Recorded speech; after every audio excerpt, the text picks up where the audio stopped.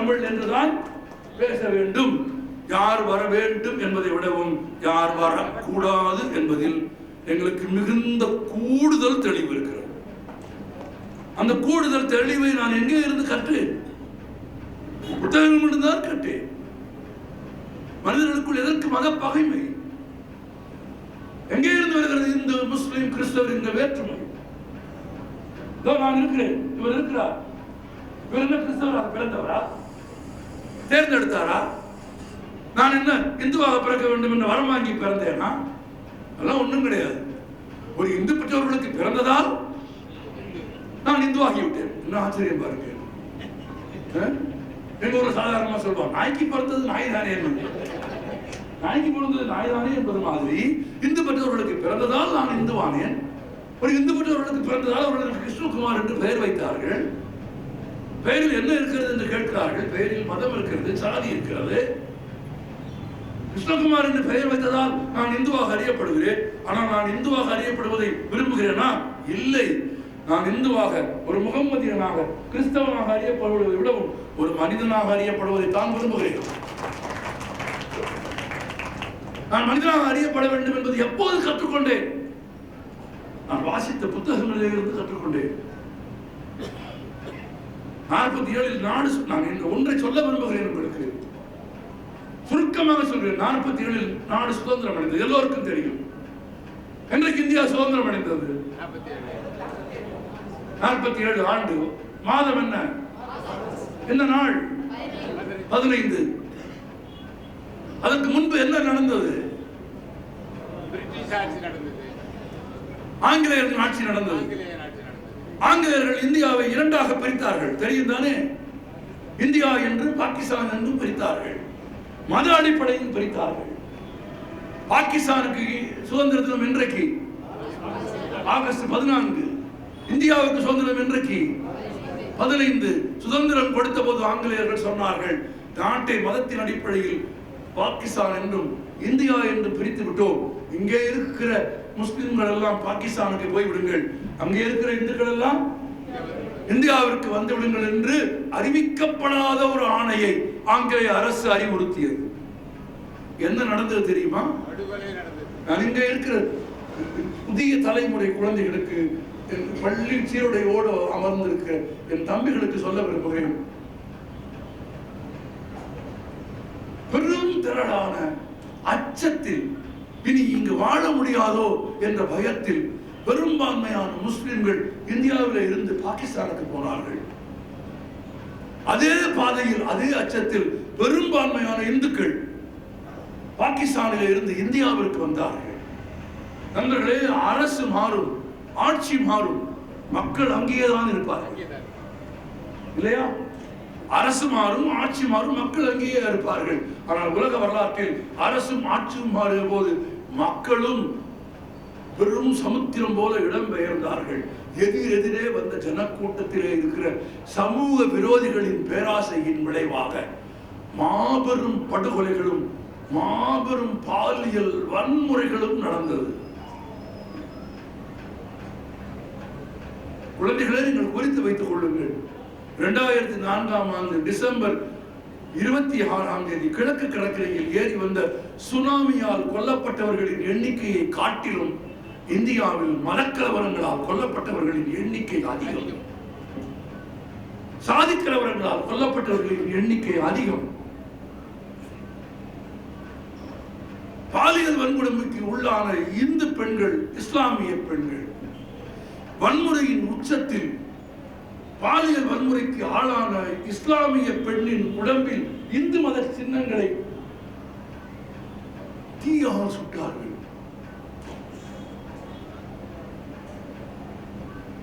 இஸ்லாமிய பெண்களின் உடம்பில் இந்து மத சின்னங்களையும், இந்து பெண்களின் உடம்பில் இஸ்லாமிய மத சின்னங்களையும் தீயால் சுட்டார்கள். பலர் படுகொலை செய்யப்பட்டார்கள். பாலியல் பலாத்காரம் நடந்து முடிந்து ரத்தம் ஆறாக ஓடி முடிந்து ஜனத்திரள் இங்கும் அங்குமாய் அலைபாய்ந்து சீரழிந்து அமர்ந்த பிறகு 48 மார்ச் மாதம் கூடிய பாராளுமன்றத்தில் ஒரு பிரச்சனை விவாதிக்கப்பட்டது.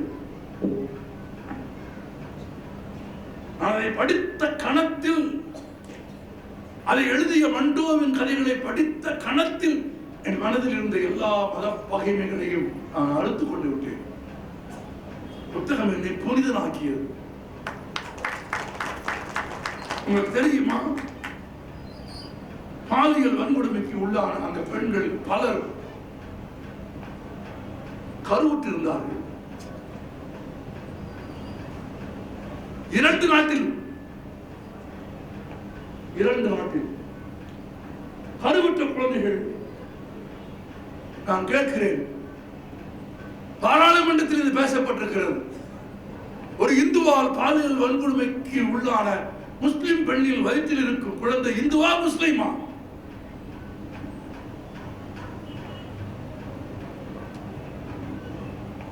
ஒரு முஸ்லிமால் பாலியல் வன்கொடுமைக்கு உள்ளான ஒரு இந்து பெண்ணின் வயிற்றில் இருக்கிற குழந்தை முஸ்லிமா இந்துவா? இந்தியாவிலிருந்து பாகிஸ்தானுக்கு போகிற போது பாலியல் வன்கொடுமைக்கு உள்ளான, பாகிஸ்தானில் இருந்து இந்தியாவுக்கு வந்த போது வன்கொடுமைக்கு உள்ளான பெண்ணின் குழந்தையின் வயிற்றில் இருக்கிற குழந்தை இந்திய பிரஜையா பாகிஸ்தானிய பிரஜையா? எப்படி பதிவு செய்வீர்கள்?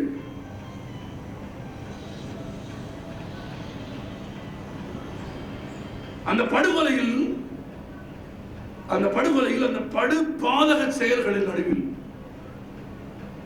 ஒரு இந்து பெண் பாலியல் வன்கொடுமைக்கு உள்ளாக்கப்படுகிறாள் என்பது மட்டுமல்ல, அவளது மார்பகம் அறுக்கப்படுகிறது. கூட்டத்தில் தொலைந்து போன தன் மகளை தேடி அந்த இந்து தகப்பன் அலைகிறான். ஒரு முகாமில் சிதைக்கப்பட்ட நிலையில் மகள் கிடக்கிறாள். மார்பகம் எல்லாம் காயமாக இருக்கிறது. மயக்கத்தில் கிடக்கிற மகளை போய் தொடுகிறான்.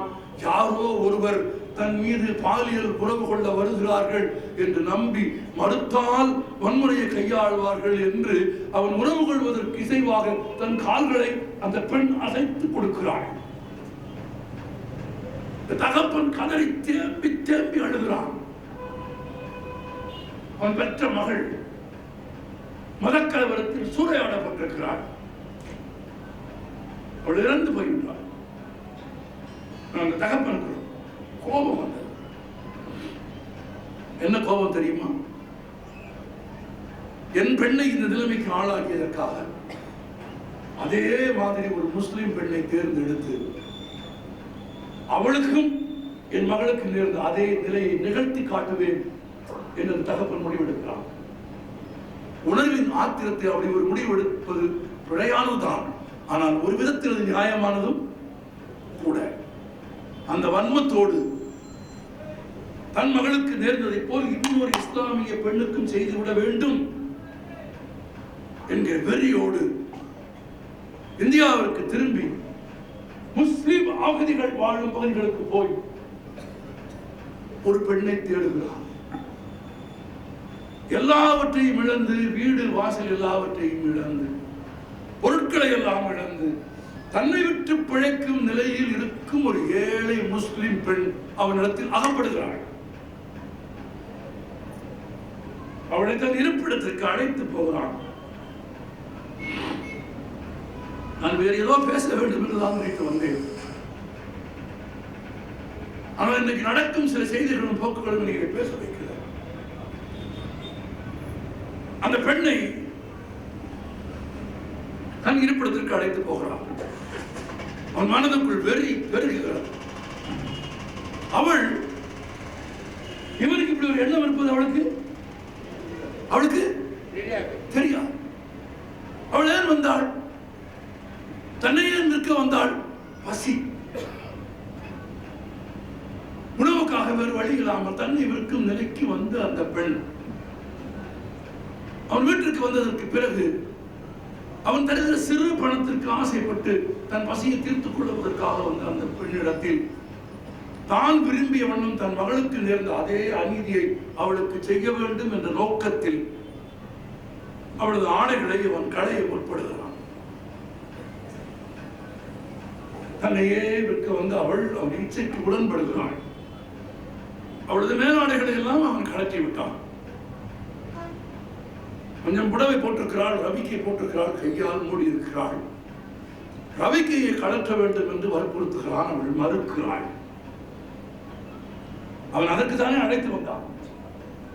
அவன் மகளுக்கு நடந்ததை போல இன்னொருத்திக்கு செய்ய வேண்டும் என்கிற வஞ்சத்தோடு தானே அவன் அழைத்து வந்தான். மறைத்த கத்தி உள்ளே இருக்கிறது. வள்ளுவன் சொல்லலையா, கூப்பிய கையுள்ளும் படை ஒழுங்கும். அவன் வற்புறுத்தினால் அவள் மறுக்கிறாள். ஒரு குறிப்பிட்ட கட்டத்திற்கு பிறகு சொல்கிறான், நீ மேலாடை அழுக்காவிட்டால் நான் பணம் கொடுக்க மாட்டேன். அவள் அழுது கொண்டே கண்ணீரோடு மேலாடையை அவிழ்த்து தன் மார்பை திறந்து காட்டுகிறாள். அவள் மகளுக்கு எப்படி மார்பகம் அறுக்கப்பட்டதோ அதே போல அவள் மார்பகம் அறுக்கப்பட்டிருப்பதை அவன் பார்க்கிறான் என்று கூட அந்த எழுத்தாளன் எழுதவில்லை. அவள் மேலாடை அகற்றினாள். பார்த்தான், கலங்கிய கண்களோடு கீழே விழுந்து அவள் கால்களை பற்றி மகளே என்று அழுதான்.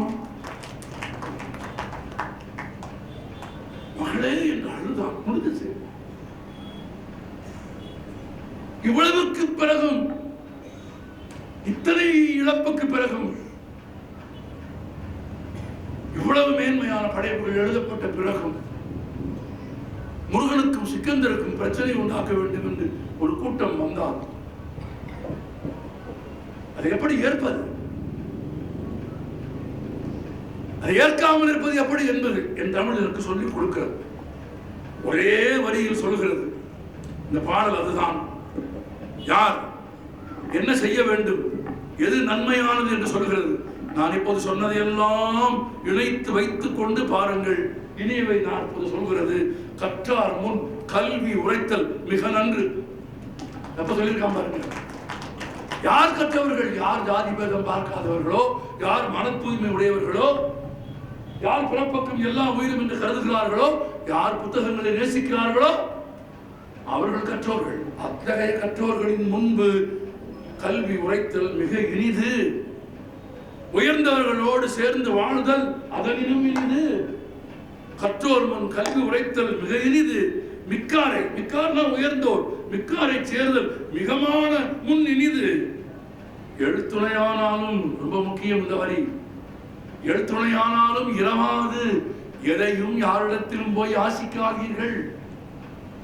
நீங்க தமிழ்ல சிறப்பு தெரியுமா உங்களுக்கு? ஆத்திசூடி யார் எழுதுனா? ஆத்திசூடி எழுதுவது யாரு? ஆப்ப கிடையாது. ஆத்திசூடி எழுதுவது யாரு? ஔவை. முதல் வரி என்ன? அறம் செய்ய விரும்பு. அப்புறம் என்ன? ஆறுவது சினம். அப்புறம் இயல்வது கரவே. அப்புறம் என்ன? ஈவது என்ன அர்த்தம்? இன்னொருத்தருக்கு கொடுக்கிறத நிறுத்தாத. ஈவது விலக்கேல். அள்ளி அள்ளி கொடுக்கணும்னு அவசியம் இல்லை. முடிஞ்சதை கொடு. முடிஞ்சதை அப்பவே கொடு. நினைச்ச உடனே கொடுத்துடணும். யாராவது பசிச்சான், விஷமாவே பசியோட இருக்கான், அசலாமே, அது ரொம்ப முக்கியம். நுட்பமா பார்த்து பிச்சை போடுறது வேற, பிச்சை போடுறது வேற. பிச்சை போடக்கூடாது. பிச்சை போடக்கூடாது. பிச்சை போட்டா, பிச்சை போடுறவனுக்கு காசு போட்டா பாவம்லாம் தீர்ந்து புண்ணியம் வந்து நினைச்சின்னா அதை விட பிச்சை காசு எதுவும் கிடையாது. அப்ப நீ காசு கொடுக்கும் போது இப்படி ஒன்று செஞ்சோம்னா அப்படி ஒன்று கிடைக்கும்னு நினைச்சின்னா உன்னை விட பிச்சைக்காரனும் களவாணி பயிரும் யாரும் கிடையாது. கோவில்ல போய் சாமிக்கு உண்டியில காசு போடும்போது எப்படியாவது பிள்ளைக்கு அட்மிஷன் வாங்கி கொடுத்து, எப்படியாவது ப்ரொமோஷன் வாங்கி கொடுத்துரு. வெளியில ஒருத்தன் சட்டை போடாம 2 ரூபா கை நீட்டுவாங்கல்ல, அவனுக்கு உனக்கு என்ன வித்தியாசம்? அவன் நேரடியாக சட்டை போடாம 2 ரூபா கேட்கிறான். நீ சட்டையெல்லாம் போட்டுட்டு உள்ள வந்து சாமியிட்ட காசை போட்டுட்டு அப்படின்னு பிச்சை எடுக்கிற. இங்க பாருங்க, ஆட்சி சொல்லி பாருங்க. ஈவது விளக்கு. அப்புறம் என்ன?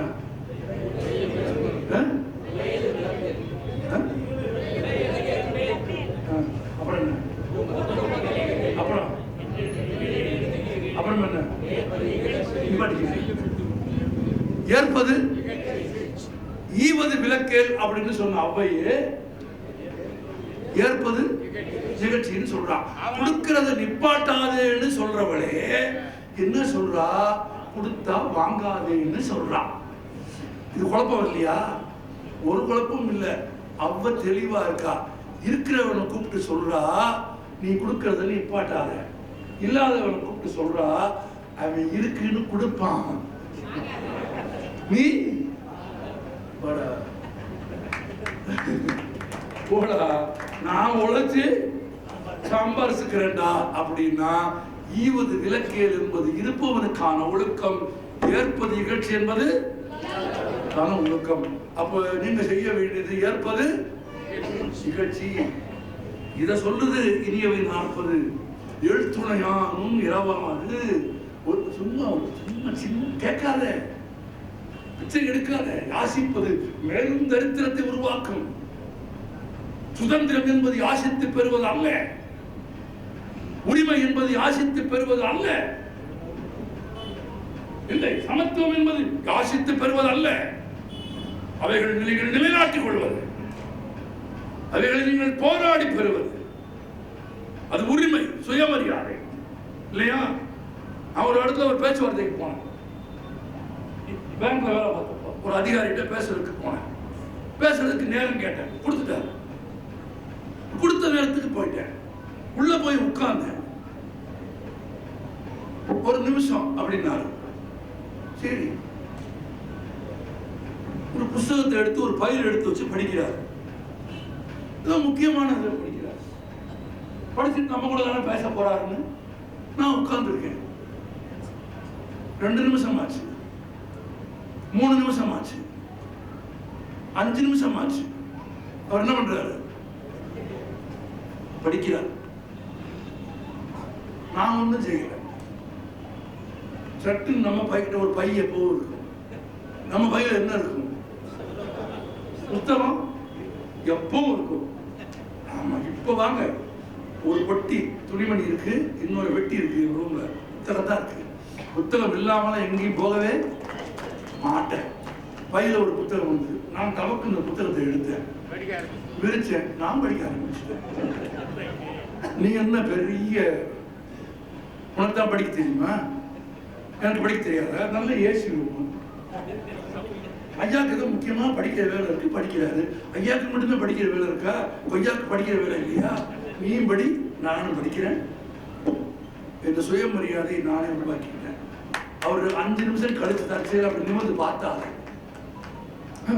சாரி, எதுக்கு வருத்தப்படுறீங்க? படிக்கிறதுக்குலாம் வருத்தப்பட வேணாம்.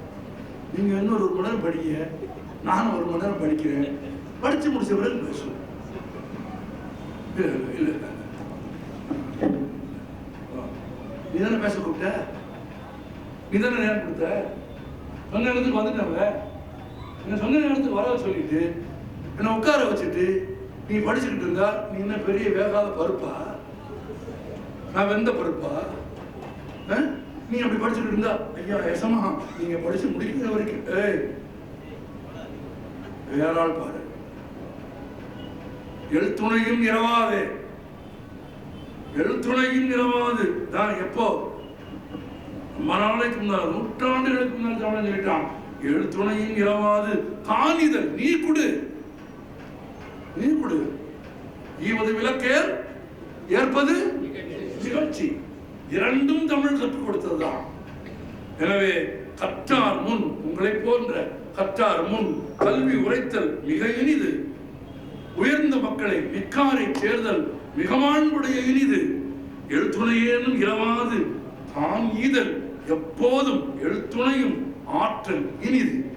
வான் இனிது, நிலவு இனிது, இவ்வுலகம் இனியது, மானுடர் இனியர், ஆண் இனிது, பெண் இனிது, புத்தக திருவிழா இனியது, வந்தோர் இனியர், நின்றோர் இனியர், அனைவரும் அனைவரும் அனைவரும் இனியர், அனைவரும் அனைவரும் அனைவரும் வணக்கம்.